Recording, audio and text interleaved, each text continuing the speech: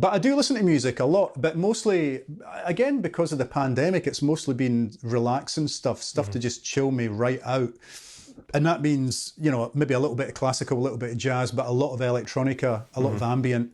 And it's always exciting when I come across a new artist. And during the first lockdown, and I don't know how I was alerted to this artist, he's called Worried About Satan.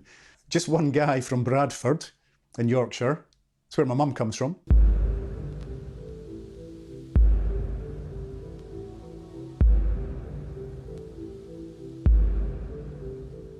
A lot of analog synths and things, very John Carpenter soundtrack type stuff, really laid back, a little bit creepy, but not too creepy.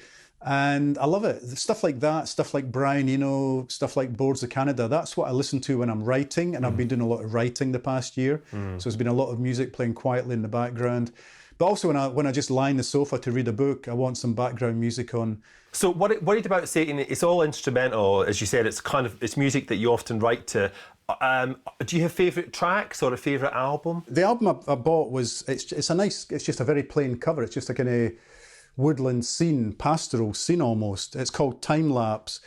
The tracks kind of all blur into one. It's like a soundtrack. It's like just switch it on and leave it. The lovely thing is, because of the internet, although record shops were mostly closed, I could just go online straight away and download lots of his other stuff.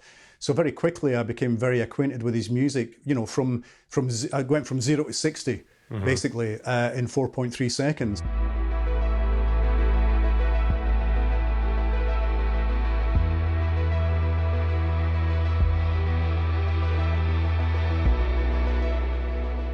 And then through the miracle of Twitter, I went, oh, hello, Worried About Satan. I'm your new biggest fan. And so now we're in touch. And he'll say things like, oh, here's a new track I've done. Do you want to have a quick listen to it? A wee sneaky listen to it? Oh my God, that's amazing. He must be so thrilled. He must be thrilled. So I'd passed him on the street, Damien. I mean, he's not, you know, there's no picture of him anywhere in this. There's nothing. And the track listing, Dawn, Point of Departure, A Lost History, Twin, Mingles. Could mean anything. Could mean anything or nothing.